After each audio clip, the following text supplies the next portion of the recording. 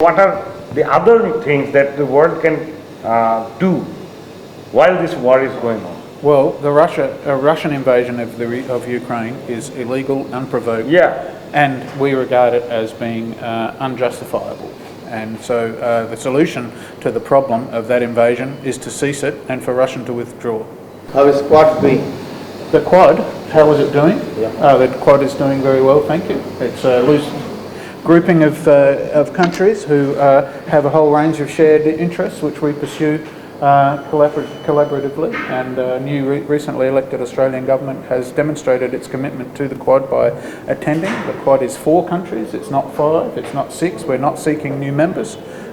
We are trying to work in ways that are constructive and helpful to the region, and how we do that is by offering solutions and ideas that can help solve some of the problems that the world currently faces, including environmental, health, and a range of other ones. How is China-Australia trade war is going on? Australia-China... Is it going well, or? Our trade is important to us with China, and we hope to see that it continues and grows. What could be done to pacify the situation with China? I mean, what are the issues that is creating this tension in the region? Well, Australia wants to see a prosperous, stable, sovereign and resilient and inclusive region. Australia lives in the Indo-Pacific region. We wake up in the morning and we see the sunrise over the Pacific Ocean. We go to bed at night, we see the sun set over the Indian Ocean. When we look at the world, we look at it through the Indian and the Pacific Oceans, through the Indo-Pacific prism, if you wish. And obviously, therefore, everything that comes through, over and under that region is important to us and affects our own prosperity and our own stability. And so we want to see that region become and remain stable, prosperous and sovereign. And we want to give opportunities to countries to exercise their sovereignty and to make decisions that are in their own interest. But why do you see a threat from China? I mean, China has as much of its rights to exercise its control over its territory, and also it has the right to operate on the international waters. So why do you actually see the threat? Well, you've characterised it as a threat. I don't use that word, okay. And I think that what we want to see is a region where countries can be free to make decisions in their own interest without threat of coercion. Yeah, I think we'll talk about Bangladesh and Australia, and right now what is the from Australia, what kind of investment has already been here and what is upcoming? Trade between Australia and Bangladesh has grown significantly in the last 10 years or so. In fact, it's in the year before COVID, we had increased trade bilaterally between Australia and goods and services by something like 550%. That's extraordinary and fantastic. Before the COVID? Yeah. I don't have good figures since COVID happened, but I think that the rate of growth and the amount of trade that exists between Australia and Bangladesh is really encouraging and good, but I think it can grow further. We are doing what we can to try and encourage that, and Australia recognises the extraordinary development achievements of Bangladesh over the last 20 years or so, and we acknowledge that Bangladesh is going to graduate imminently from least developed country status.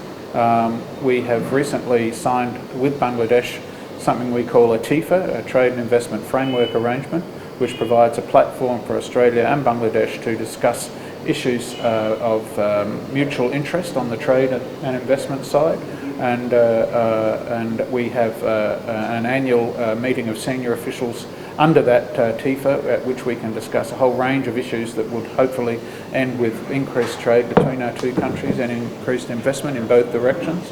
I'd like to see greater investment by Australian businesses in this country, because I think that provides a much stronger kind of basis for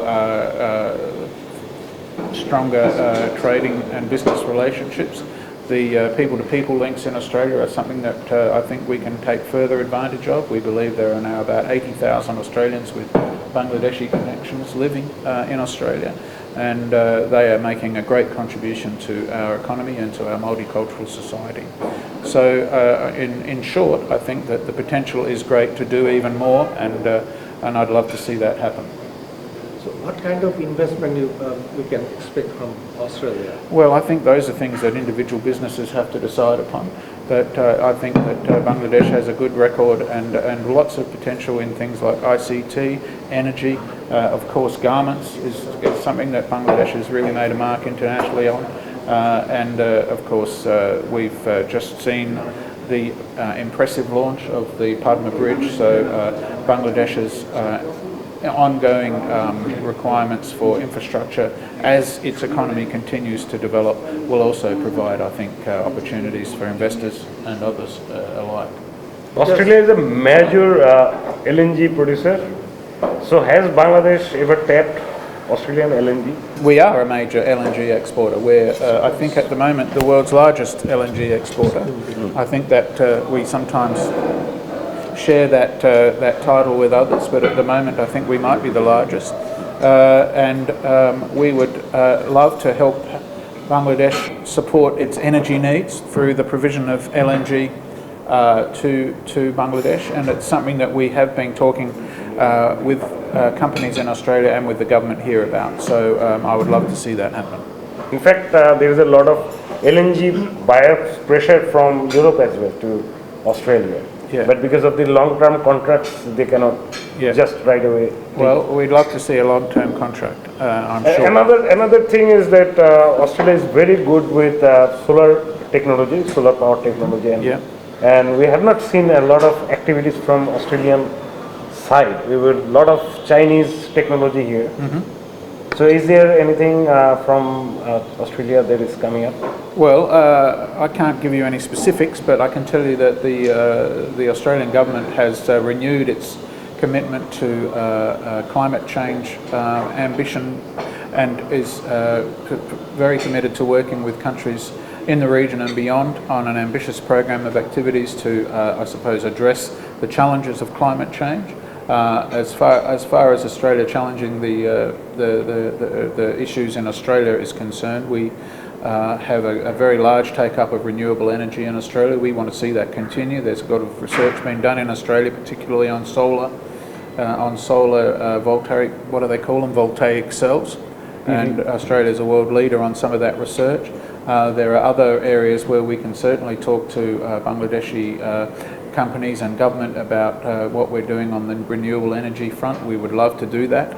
And there are other areas too which I think are still ripe for further exploration and investigation, like hydrogen, clean hydrogen energy, and a whole range of other low emissions technologies that I think hold great promise for the future of this country and Australia and the world, hopefully.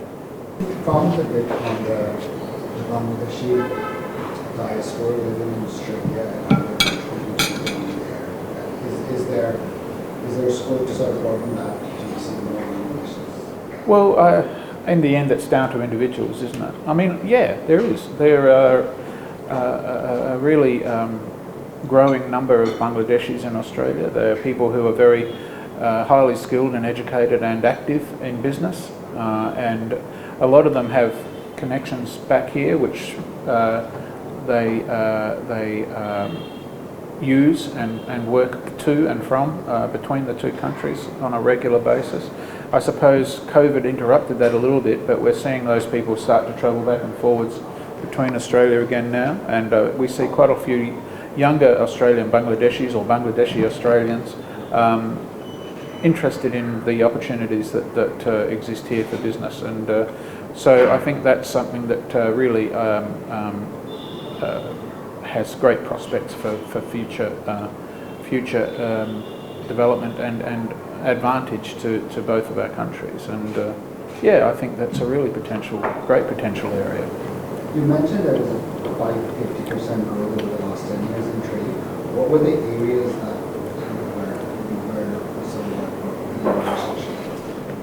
Well, coming out of Bangladesh, it won't surprise you to hear that a very significant part of that was in the form of garments exports, and often those have a link with exports of raw materials from Australia. Australia is a cotton exporter. We're a major wool exporter too, and we think there is certainly potential there for growth. We think that would, I suppose, help to diversify the sector in this country and potentially provide options for export back to Australia of some finished woolen goods and to further markets abroad. So those kinds of things could also entail a mutually beneficial investment aspect as well. From the Australian side, education has been a strong performer as far as exports of services is concerned, and we export large amounts of food and things like that, pulses, we split peas, those kinds of things, rice, I think. So I think there are opportunities for those to grow too, both as products in their own right and as inputs into things that are manufactured here. Pharmaceuticals is another potential area, I think, of growth. Australia is strong in pharmaceuticals. Australia is reasonably strong in pharmaceuticals, and so is Bangladesh, I understand. After the LDC graduation, we will have a different trade regime, and is there any dialogue between Australia and Bangladesh to focusing on that period?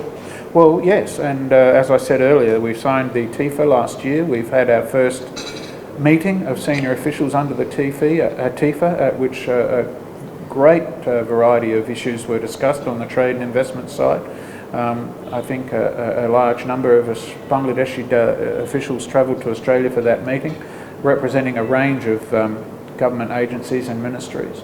And the variety of people at the table was reflected in the range of topics that was discussed. I think we came up with an action list or a work plan or something like that, with something like 39 items for future or further exploration. And they cover a wide range of areas, which is too numerous, I think, for me to really mention. But in broad terms, what are the 39 items would be in broad terms? Well, they cover the kinds of things that we've been discussing. They cover the opportunities for sort of mutually beneficial investment and technical, what's the word I'm looking for, transfer here. Those kinds of things to diversify the supply chain, to diversify sources of import, investment, to diversify destinations for exports. Duty exemptions? Australia exacts no duty or tariffs on imports from Bangladesh, and we have no plans to change that even after Bangladesh graduates. Okay. Is there a different, I mean, since there's a LDC thing and there won't be any LDC thing, Bangladesh will get a different treatment? No, as I say, even after Bangladesh graduates from LCD, we don't have any plan to impose tariffs on Bangladeshi imports into Australia. Okay, so that way Bangladesh can be very competitive, obviously. Bangladesh can remain competitive, but in the end, the competitiveness of Bangladesh will depend on its capacity to be competitive. So I mean, I think that Bangladesh has, and the country government, I'm sure, I don't need to tell them this, realises that once you move into that middle income area, the kind of circumstances that you face can be different, and there are certain challenges associated with that, and we want to help Bangladesh to manage that change and those challenges. So.